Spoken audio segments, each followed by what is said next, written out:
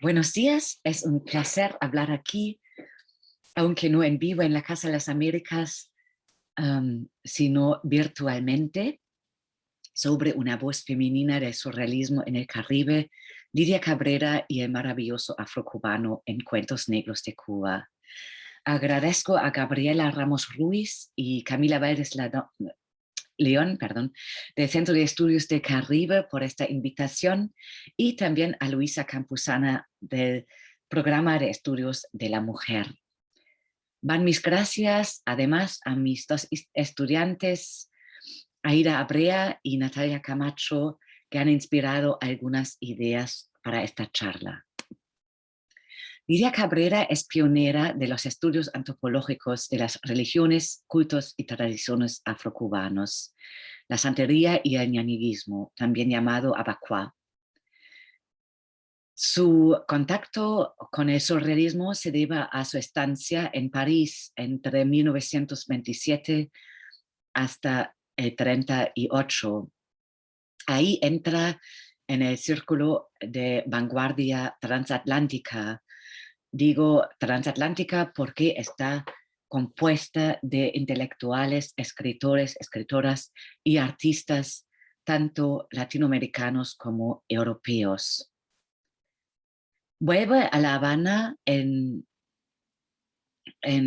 fin de los años 30 y ahí en los años 40, los años de la Segunda Guerra Mundial, nace en el Caribe un surrealismo que me gustaría denominar surrealismo caribeño entre Cuba, Haití y la Martinica.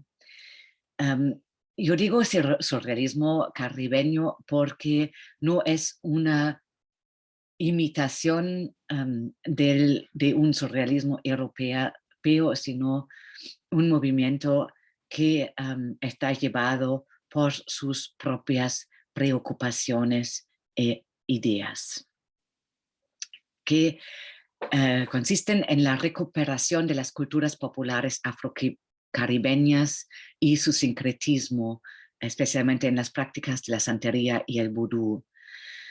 Ahí hay un debate, una reflexión sobre el maravilloso como resistencia anticolonial y como estamos en los años de guerra también antifascista. Este debate sobre el maravilloso afrocaribeño anticipa el concepto del real maravilloso proclamado por Alejo Carpentier en el prólogo de su novela El reino de este mundo. Esta novela tiene como argumento principal la idea de que la revolución haitiana no hubiera sido posible sin la fe de la población afrohaitiana, de los esclavos, en las fuerzas sobrenaturales y maravillosas del vudú. Aquí ven algunas protagonistas de esta red de surrealismo caribeño. Por ejemplo, el pintor afro-sino-cubano Wilfredo Lam, que según Anke Birkenmeier fue iniciado a las prácticas y ritos de la santería por Lidia Cabrera. También hay Suzanne y Aimé Césaire, que fundan en los años 40 la revista Tropique, una revista antirracista y anticolonial, en que el cuento Brigantino Brigantín, que analizaré en lo que sigue, está publicado en el 10º número. Lidia Cabrera traduce además el famoso Cahier d'un retour au pays natal de Aimé Césaire al español, que está ilustrado por los diseños de Lam. Carpentier no solo escribe El reino de este mundo, sino ya en los años 30 trabaja su novela Equayambao en su estancia en París, que es la primera novela afrocubana tratando este tema. Abajo pueden ver en la foto al lado izquierdo a Pierre Mabille, que fue un protagonista del surrealismo caribeño en Haití, donde abrió la oficina de estudios etnográficos junto con Jacques Romain, el escritor, en Port-au-Prince. La primera edición de los cuentos negros de Cuba es una traducción al francés por Francis de Miomandre en el año 1936. Va la anécdota que Cabrera leyó unos cuentos en el círculo de este grupo de intelectuales transatlánticos, ¿no? Y que todos se pusieron entusiasmados y Francis de Miomandre los tradujo al francés. Perdón. Salen en 1940 en lengua española. Se trata de una colección y transposición de fábulas, mitos, relatos de la cultura oral afrocubana proveniente de los grupos Yoruba y Bantú del África del Oeste. Cabrera, ya antes de su estancia en París, estaba en contacto con la comunidad afrocubana de La Habana, específicamente del Regla, un barrio de La Habana. Aquí la pueden ver en una foto con Ialocha Udidey, una santera. Los cuentos tratan además el sincretismo en que las religiones africanas se mezclan con el catolicismo. Entonces no son cuentos que hablan de una pura herencia africana, sino que ya son transculturadas por la historia del colonialismo y de la esclavitud que se reflejan también en estos cuentos. Aunque tienen un tono burlón, humorístico y paródico muchas veces, el trauma de la esclavitud y de la explotación se refleja en estos cuentos. La autoría... Entonces, perdón. Hay una discusión sobre la ubicación de estos cuentos entre la poesía y la etnología. Guillermo Cabrera Infante habla de una antropoesía, un concepto que está retomado por Milena Rodríguez Gutiérrez, que también se apoya o uso el concepto de mito poesía, que me parece muy adecuada. Margarita Mateo sostiene que Cabrera subraya lo insólito y la visión mágica del mundo. En contraste con otras obras etnográficas, se ha caracterizado la obra de Cabrera como polifónica, indisciplinada y no académica, específicamente en comparación con la obra de Fernando Ortiz, lo que se puede discutir. Por ello, me gustaría ubicar en lo que James Clifford ha denominado surrealismo etnográfico, en que observa las paralelas entre las prácticas surrealistas y de la etnografía que desfamiliarizan su mundo cotidiano como lo hacen los surrealistas, se enfrentan con un escenario no familiar, que es la observación de culturas no occidentales. Dice Clifford que ahí hay en este contacto entre surrealismo y etnografía hay también una escritura poética que entra en muchos trabajos de etnográficas que están caracterizados por una perspectiva subjetiva que va más allá de una percepción o documentación objetiva etnográfica. Y sí, este concepto me parece útil en como en el contexto de los cuentos negros de Cuba. La autoría de Lidia Cabrera es entonces en cuestión. Ella misma siempre ha enfatizado que se trata solamente de meras transposiciones y que ella queda invisible detrás de las voces afrocubanas de sus cuentos, estas voces anónimas.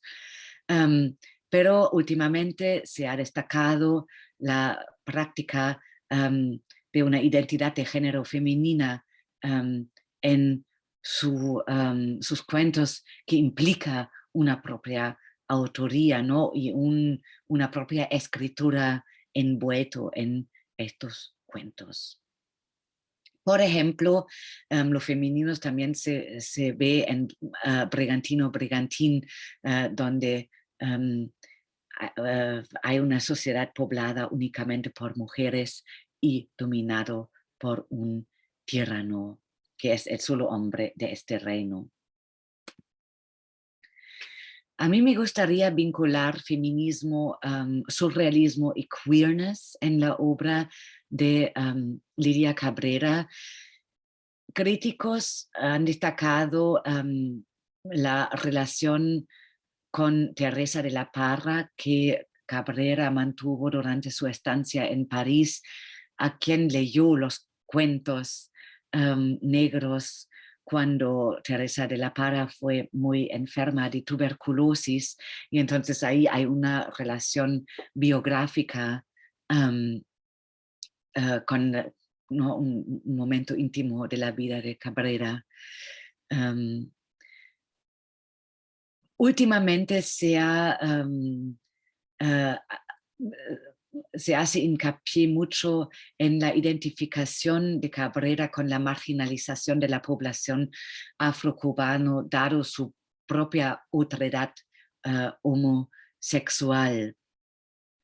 A mí me gustaría usar el término de queerness no como una categoría que examina la representación de la homosexualidad en obras literarias, por ejemplo, sino como un indicador de un cuestionamiento de un sistema heteronormativo occidental, es decir, la manera en que una perspectiva queer desestabiliza las relaciones de poder entre los géneros y los sexos. Ahí se puede observar específicamente en Brigantino Brigantin una fluidez, géneros indeterminados, relaciones de poder invertidas y fenómenos de ambigüedad de género. Y ahora a nivel etnográfico hay también el gender crossing en el sincretismo. Entonces, este tema de los orichas que se convierten en deidades africanas que se convierten en santos católicos. Entonces, el surrealismo etnográfico de Cabrera está caracterizado por una perspectiva femenina queer del maravilloso afrocubano. Y ahí observamos a través de esta perspectiva femenina y queer una resistencia contra el colonialismo del maravilloso afro-caribeño.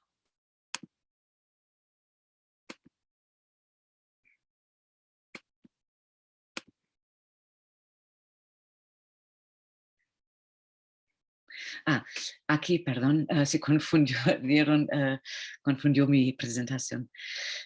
Aquí hay algunos ejemplos del sincretismo en la santería de esta dobleza, ¿no? De las deidades africanas en santos,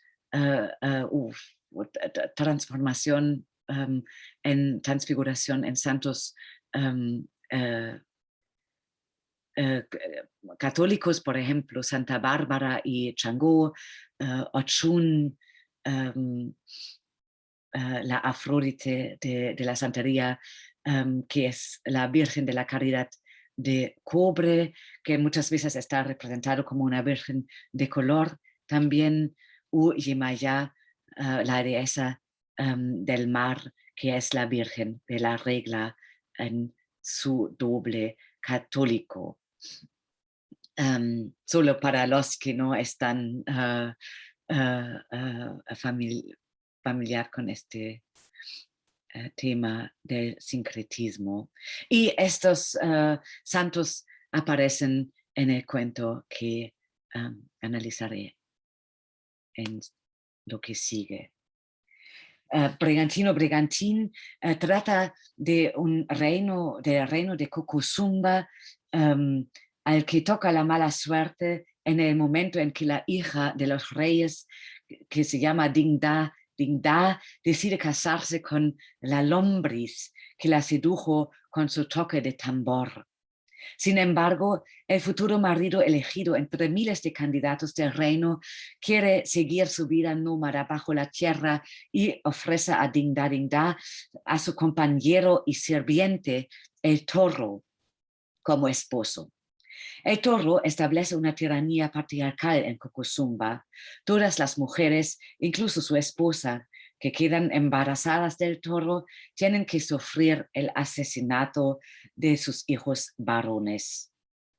El tirano quiere ser el único hombre del reino y tiene todo un ejército bajo su control que se ocupa de decapitar los recién nacidos para que él permanece como el único hombre. Hasta que una mujer llamada Sanune y descrita como la terca y la rebelde huye del reino y recibe la ayuda de las orichas que habitan el bosque. Ellos no solamente resucitan su hijo asesinado como todos después del parto por el ejército del toro, sino también la prometen que su hijo es destinado a rebelarse contra el tirano y salvar al reino a los 10 años. Las deidades yorubas cumplen su promesa. Al final del cuento, el joven toro, hijo de Sanune, que muere en el bosque riéndose, vence sobre el tirano y libera a las mujeres sobrevivientes del reino Kukusumba. Aimé Césaire, en su prefacio a este cuento en el 10º número de la revista Tropique, considera esta conclusión del cuento como un himno loco a la libertad. Además, señala que Brigantino Brigantín es una alegoría de la experiencia social de los esclavos, refleja sus temores y deseos y la explotación, el abuso y la violencia arbitraria que sufrieron en el sistema colonial.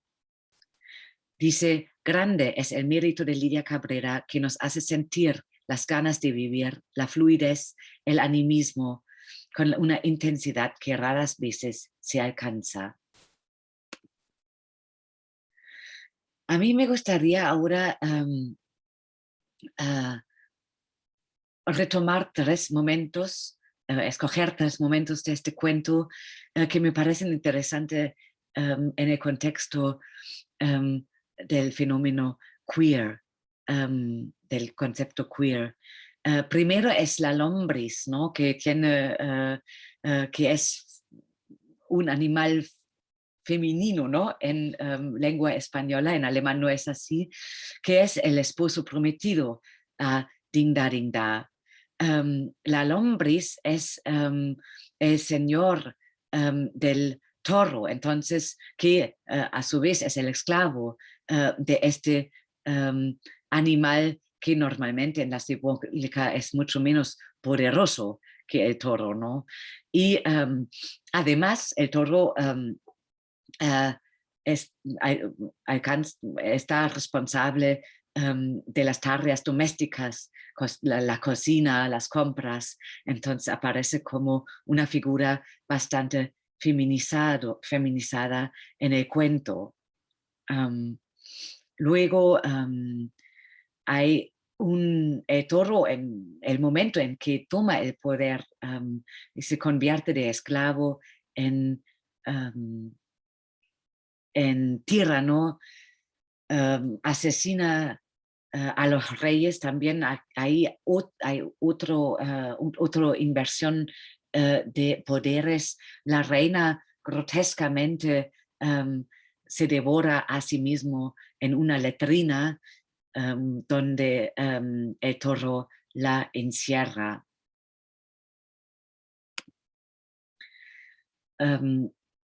Además, hay un pasaje que habla de la afeminación del lenguaje en Cocosumba. Nada cambiaba en Cocosumba. Si acaso la única innovación a partir de cierta época consistió en eliminar también del lenguaje corriente el género masculino cuando no se aludía al toro. Por ejemplo, allí se hubiera dicho que se clavaba con la martilla, se guisaba en la fogona y se chapeaba con la macheta. Un pie era una pie. Así la pela, la hoja, la pecha, la cuella o pescueza, las 10 dedos de la mano, etc. Nadie se hubiera referido al cielo, sino a la ciela abierta.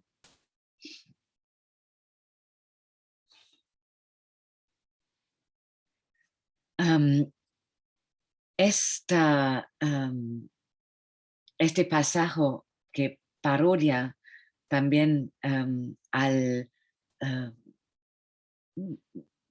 poder, al afán, deseo todopoderoso, de toro, se ha caracterizado como una parodia a la masculinidad. También se refleja el tema de la patria, que en este cuento aparece como una matria, pero que está vinculado a ciclos de colonización, y como alegóricamente la colonización aparece como un principio de femenino de violación. Entonces, la afeminización en el reino de Cocosumba tiene que ver con el terror colonial, es su principio. La visión del mundo cristiano que los esclavos estaban forzados de adaptar es implicada aquí en la citación, también en la mención de la ciela con mayúscula, que también está feminizándose, ¿no? Sin embargo,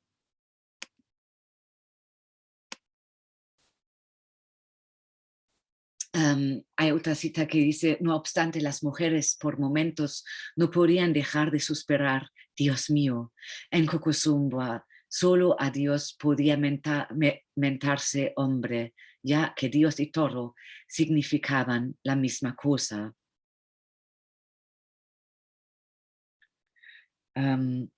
Aquí podemos ver que en últimas consecuencias las mujeres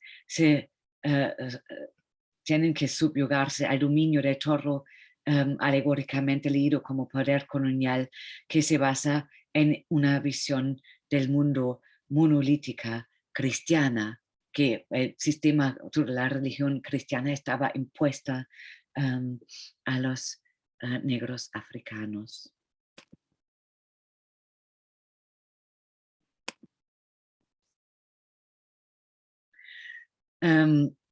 Contrapuesta a este reino de tiranía y dominación es la selva habitada por los orichás.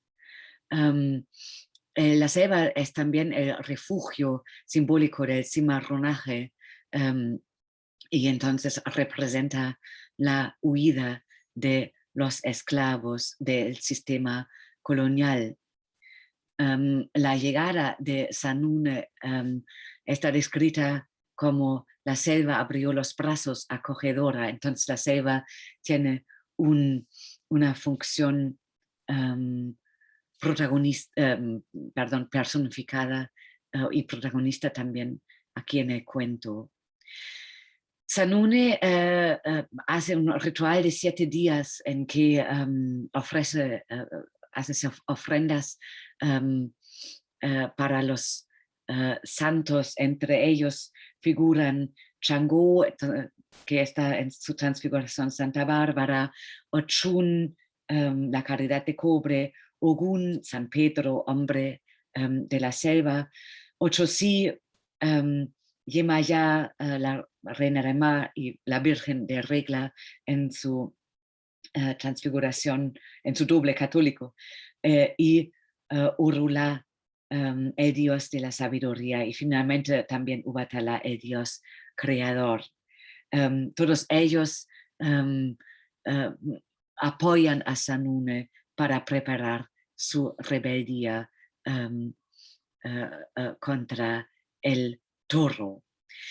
Ahí dentro de hay insertado un cuento dentro del cuento que habla de manera mitopoética sobre el amor entre Ochun y Ogún.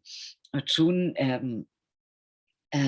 Ogún, que es el hombre de la selva y muy tímido, que no le gusta el contacto con los demás, y Ochun se enamora de él justamente porque vive en soledad, y dice el cuento: Ochun quiso tentar a Ogún en su soledad y apoderarse de él. Era su misión. Ogún huía de ella sin mirarla y Ochun lo perseguía.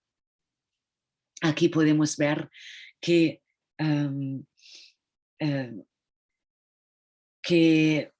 también hay una relación de poder entre los géneros invertida, porque Ochun es aquella que sigue y conquista a Ogún, y no con el tema tradicional de la seducción femenina, sino como cazadora, ¿no? Que persigue a Ogún, que huye de ella. Entonces, aquí